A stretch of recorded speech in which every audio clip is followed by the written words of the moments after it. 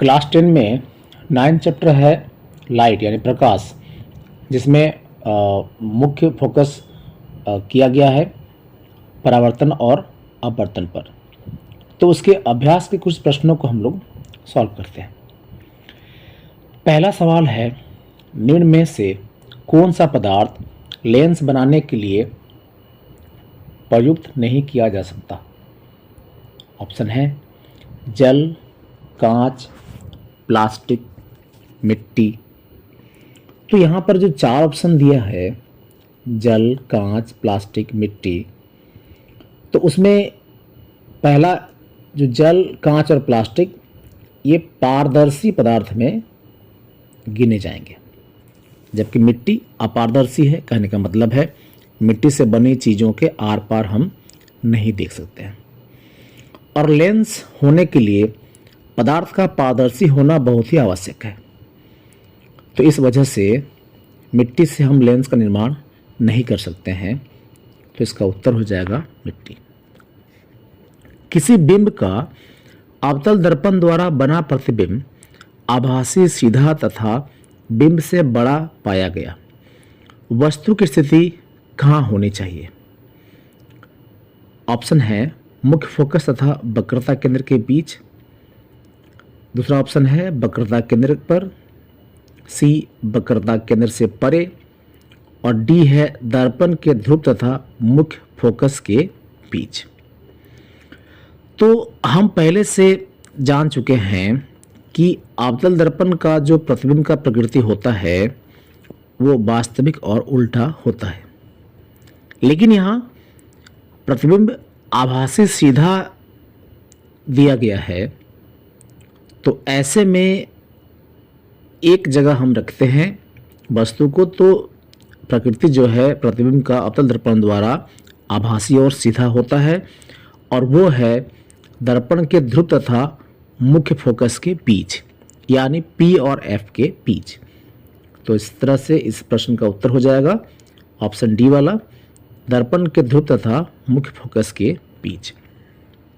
आगे बढ़ते हैं। अगला प्रश्न है, किसी बिंब का वास्तविक तथा समान साइज का प्रतिबिंब प्राप्त करने के लिए बिंब को उत्तल लेंस के सामने कहाँ रखें?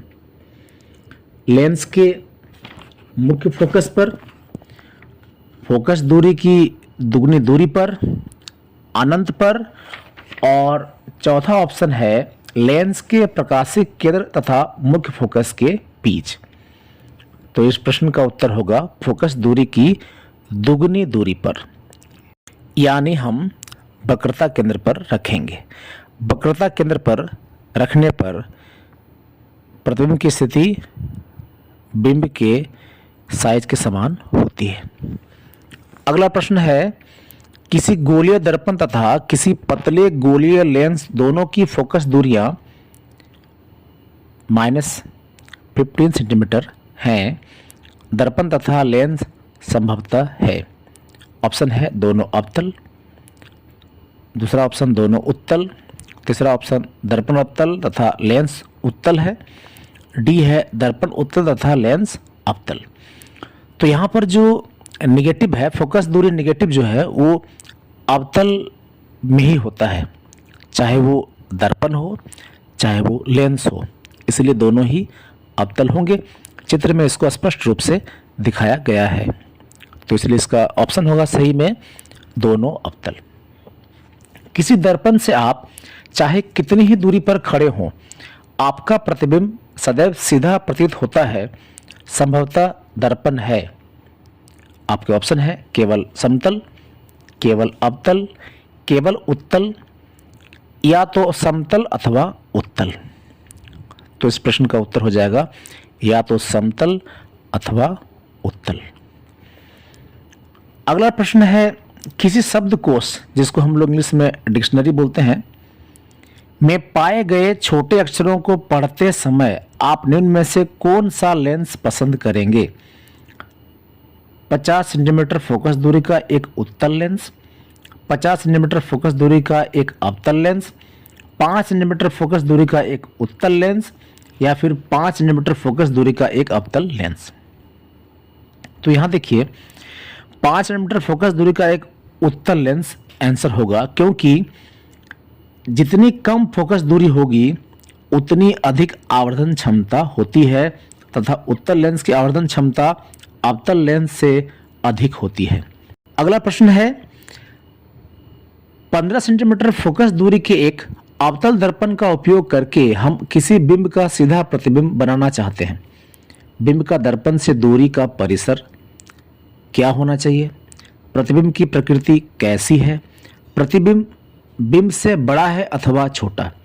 इस स्थिति में प्रतिबिंब बनने का एक किरण आरेख भी बनाना है। तो आप यहाँ देख सकते हैं एक किरण आरेख बनाया गया है जहाँ पर AB एक वस्तु है जिसको P और F के बीच रखा गया है। F फोकस है दर्पण का, और हम देख सकते हैं कि इसका जो प्रतिबिंब है वो दर्पण के पीछे A-B- वाली स्थिति पर बन रहा है। तो उत्तर इस प्रकार होगा, यदि अवतल दर्पण के सामने मुख्य फोकस तथा ध्रुव के बीच बिंब को रखा जाए तो प्रतिबिंब सीधा बनता है, इसलिए बिंब की दर्पण से दूरी 15 सेंटीमीटर से कम होनी चाहिए। प्रतिबिंब की प्रकृति आभासी होगी तथा प्रतिबिंब का आकार बिंब से बड़ा होगा। आगे बढ़ते हैं अगले सवाल पर। निम्न स्थितियों में प्रयुक्त दर्पण का प्रकार बताइए। किसी कार का अग्रदीप यानी कि हेडलाइट, किसी वाहन का पार्श्व पश्च दृश्य दर्पण, और तीसरा है सौर भट्टी। तो इसे हम क्लास में भी काफ़ी विस्तार से बताए हैं, जिसमें दर्पण का जो उपयोग था, चाहे वो अवतल दर्पण का उपयोग हो या उत्तल दर्पण का, उस दौरान क्लास में इसको डिस्कस किए थे। फिर भी हम उत्तर देखते हैं यहाँ पर। ए पर जो सवाल था उसके उत्तर है, कार के अग्रदीप यानी हेडलाइट में अवतल दर्पण का प्रयोग किया जाता है। लाइट को दर्पण के केंद्र में इस प्रकार व्यवस्थित किया जाता है कि इससे निकलने वाला प्रकाश दर्पण से टकराने के बाद एक शक्तिशाली समांतर किरण पुंज के रूप में प्राप्त होता है, जो कार के सामने वाले मार्ग को प्रकाशित कर देता है। दूसरा सवाल जो था, किसी वाहन का पार्श्व पश्च दृश्य दर्पण, तो इसका उत्तर है, वाहन का पार्श्व पश्च दृश्य दर्पण एक उत्तल दर्पण होता है जो वाहन के पीछे से आ रहे वाहनों को देखने के लिए प्रयुक्त होता है। उत्तल दर्पण का प्रयोग करने के दो कारण हैं। एक तो यह सदैव सीधा प्रतिबिंब बनाता है और साथ ही यह बहुत बड़े क्षेत्रफल को भी दृश्य करता है। तीसरा था कि सौर भट्टी में कौन सा दर्पण यूज होता है, तो इसका उत्तर है, सौर भट्टी में अवतल दर्पण का उपयोग किया जाता है, क्योंकि यह सूर्य की किरणों को किसी एक ही स्थान पर संकेंद्रित करके उसका ताप बढ़ा देता है। आगे बढ़ते हैं अगले प्रश्न पर। किसी उत्तल लेंस का आधा भाग काले कागज से ढक दिया गया है। क्या यह लेंस किसी बिंब का पूरा प्रतिबिंब बना पाएगा? अपने उत्तर की प्रयोग द्वारा जांच कीजिए। अपने प्रेक्षणों की व्याख्या कीजिए। यहाँ पर देखिए फिगर में दिखाया गया है कि उत्तल जो लेंस है उसका आधा भाग काला है और काले भाग की तरफ से हम लाइट को एंट्री करा रहे हैं। तो क्या हो गया यहाँ से, उत्तल लेंस के आधे भाग को दो तरह से ढका जा सकता है जो निम्नलिखित हैं। जब आधे बाएं भाग को ढक दिया जाए तो इस स्थिति में प्रकाश की किरणें लेंस में प्रवाहित नहीं हो सकती, अतः लेंस कोई प्रतिबिंब नहीं बना पाता। यानी पहले वाले केस में क्या देख रहे हैं हम लोग, यहाँ लेंस कोई प्रतिबिंब बना नहीं पाएगा क्योंकि प्रकाश लेंस के अंदर काले वाले हिस्से की तरफ से जा नहीं पा रहा है। जबकि जब आधे ऊपरी भाग को, यहाँ पर सेकंड वाले फिगर में देखिए ऊपर के भाग को काला कर दिया गया, जब आधे ऊपरी या निचले भाग को ढक दिया जाए तो इस स्थिति में प्रकाश की किरणें बिना ढके हुए भाग से प्रवाहित हो जाती हैं और बिंब का एक पूरा प्रतिबिंब बनती है। इस प्रकार बने प्रतिबिंब की तीव्रता आधी होती है क्योंकि इस स्थिति में केवल आधे लेंस द्वारा ही प्रकाश प्रवाहित होता है। नेक्स्ट क्वेश्चन अभी हम न्यूमेरिकल पर आएंगे। 5 सेंटीमीटर लंबा कोई बिंब 10 सेंटीमीटर फोकस दूरी के किसी अभिसारी लेंस से 25 सेंटीमीटर दूरी पर रखा जाता है। प्रकाश किरण आरेख खींचकर बनने वाली प्रतिबिंब की स्थिति, साइज तथा प्रकृति ज्ञात कीजिए। इस प्रश्न में अभिसारी लेंस शब्द का प्रयोग किया गया है। तो अभिसारी लेंस किसको कहते हैं हम लोग? उत्तल लेंस को, जबकि अवतल लेंस को हम लोग अपसारी लेंस कहते हैं।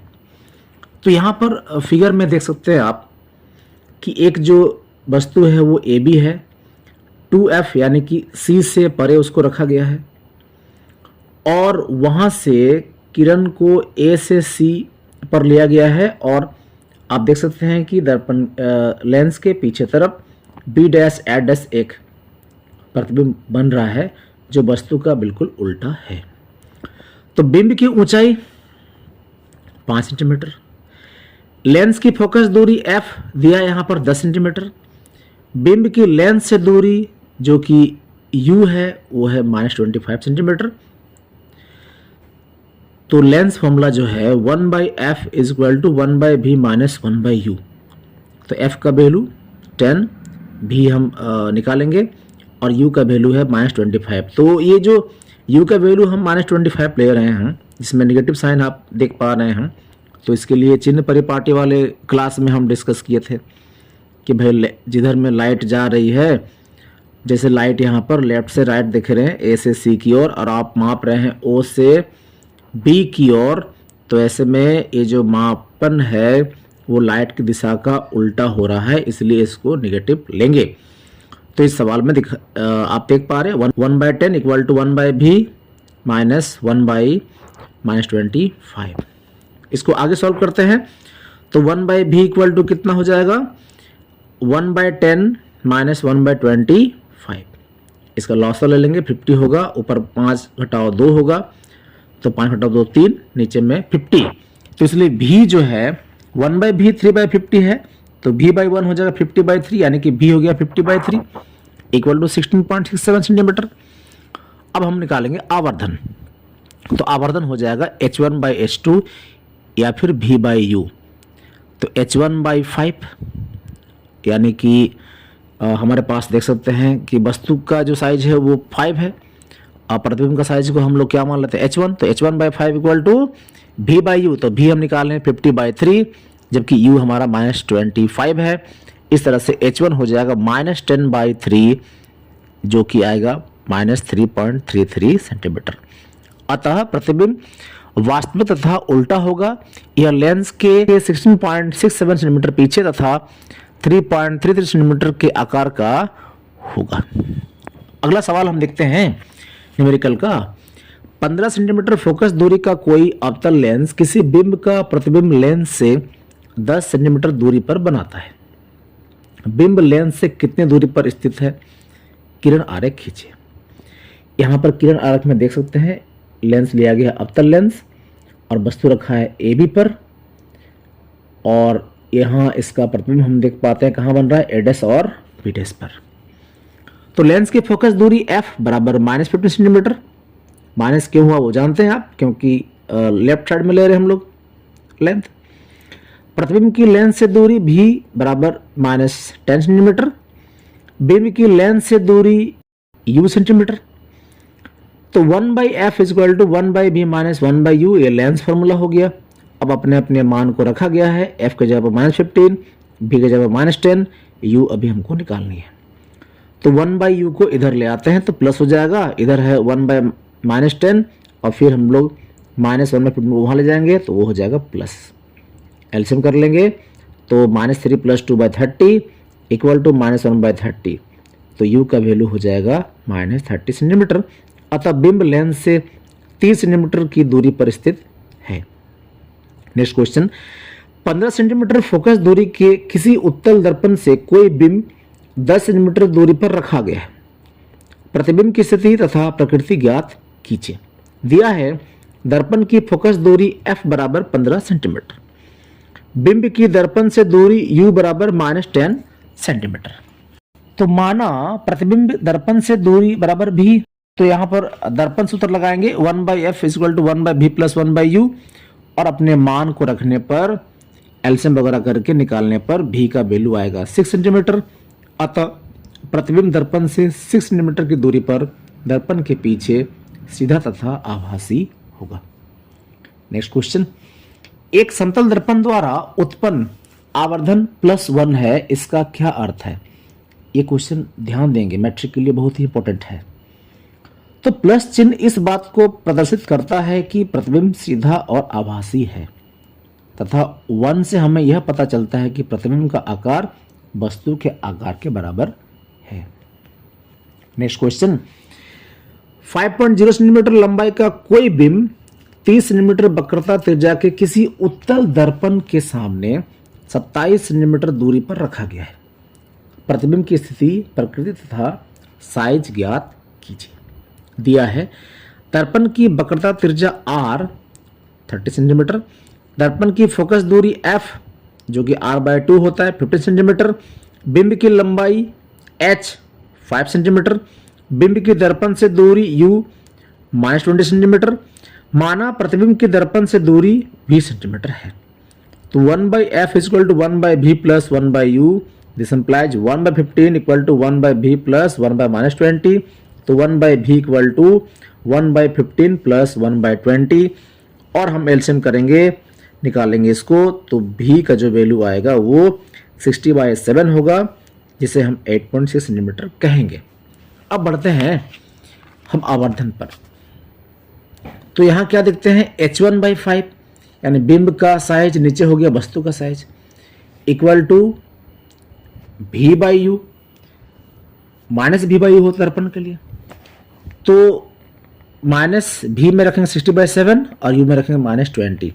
इस तरह से h1 आपको मिल जाएगा 15/7 जो कि 2.14 सेंटीमीटर होगा। अतः प्रतिबिंब दर्पण से 8.6 सेंटीमीटर की दूरी पर दर्पण के पीछे सीधा तथा आभासी है और इसकी ऊंचाई 2.14 सेंटीमीटर है। नेक्स्ट क्वेश्चन, 7 सेंटीमीटर साइज का कोई बिंब 18 सेंटीमीटर फोकस दूरी के किसी अवतल दर्पण के सामने 27 सेंटीमीटर दूरी पर रखा गया है। दर्पण से कितनी दूरी पर किसी पर्दे को रखें कि उस पर वस्तु का स्पष्ट फोकसित प्रतिबिंब प्राप्त किया जा सके? प्रतिबिंब का साइज तथा प्रकृति ज्ञात कीजिए। तो यहाँ दिया है दर्पण की फोकस दूरी f इक्वल टू -18 सेंटीमीटर, बिंब की दर्पण से दूरी u -27 सेंटीमीटर, और मान लेते हैं दर्पण से प्रतिबिंब की दूरी जो है वो v है। तो दर्पण सूत्र हम यूज करेंगे 1/f equal to 1/v plus 1/u। बहुत ही आसान है, हम पिछला 2-3 सवाल देख रहे हैं कि इस तरह से ही बन रहा है वो दर्पण सूत्र और लेंस सूत्र, जहां जरूरत होता है उस हिसाब से। तो 1/f 1/-18, 1/v रहने देंगे और u में लिखेंगे -27, फिर 1/v को उधर रखते हैं, 1/-27 को इधर ले आते हैं तो प्लस हो जाएगा। तो फिर इस तरह से निकालेंगे तो निकलेगा 1/v इक्वल टू -1/54 और v हो जाएगा -54 सेंटीमीटर। और जहां तक साइज का बात करें तो h1/7 यानी कि प्रतिबिंब का साइज नीचे में वस्तु का साइज बराबर -v/u, तो माइनस हो गया और v खुद -54 है और u है -27, तो ये हो जाएगा h1 यानी कि जो प्रतिबिंब का साइज हो जाएगा वो हो जाएगा -14 सेंटीमीटर, यानी कि इसकी ऊंचाई जो है देख सकते हैं। अतः प्रतिबिंब दर्पण से 54 सेंटीमीटर की दूरी पर दर्पण के सामने उल्टा तथा वास्तविक है और इसकी ऊंचाई 14 सेंटीमीटर है। नेक्स्ट क्वेश्चन, उस लेंस की फोकस दूरी ज्ञात कीजिए जिसकी क्षमता -2.0 डायोप्टर है। यह किस प्रकार का लेंस है? तो लेंस की फोकस दूरी बराबर 1/, लेंस की क्षमता, तो f इक्वल टू हो जाएगा 1/-2 यानी आया -0.5 मीटर जो कि -50 सेंटीमीटर भी होगा। लेंस की फोकस दूरी ऋणात्मक है, अतः यह एक अवतल लेंस है। तो फोकस दूरी अगर ऋणात्मक होता है तो अवतल लेंस होगा, अगर धनात्मक होता है तो वो उत्तल लेंस हो सकता है। इस चैप्टर का अंतिम प्रश्न, कोई डॉक्टर 1.5 डायोप्टर क्षमता का संशोधक लेंस निर्धारित करता है। लेंस की फोकस दूरी ज्ञात कीजिए। क्या निर्धारित लेंस अभिसारी है या अपसारी? अभिसारी यानी कि उत्तल, अपसारी अवतल। तो लेंस की क्षमता दिया है 1.5 डायोप्टर, तो लेंस की फोकस दूरी 1 बाई लेंस की क्षमता यानी कि 1 बाई 1.5। अब 1.5 को डेसिमल को चेंज करेंगे तो 15/10 हो जाएगा, नीचे 10 ऊपर चला जाएगा, 10/15 हो सकता है F इक्वल टू, और कैंसिल करेंगे तो 2/3 मीटर जो कि 0.66 करके आएगा, जिसको हम लोग 66.67 सेंटीमीटर में चेंज कर लेंगे मीटर से। तो लेंस की फोकस दूरी 66.67 सेंटीमीटर है। यह लेंस की फोकस दूरी धनात्मक है, अतः यह एक अभिसारी लेंस है यानी कि उत्तल लेंस है।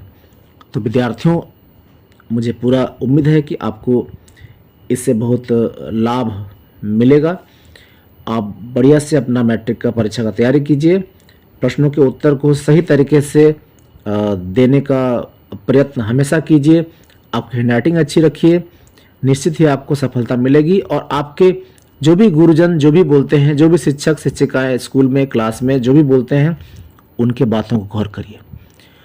वो आपका भला करने के लिए आपसे जो भी करते हैं, जो भी कराते हैं, जो भी कहते हैं, वो आपके सही के लिए करते हैं। तो इसका आप अवहेलना ना करते हुए खूब मन लगा करके पढ़िए, अपने माँ बाप का नाम रोशन करिए, विद्यालय के शिक्षकों का नाम रोशन करिए और अपने क्षेत्र का नाम भी रोशन करिए। धन्यवाद।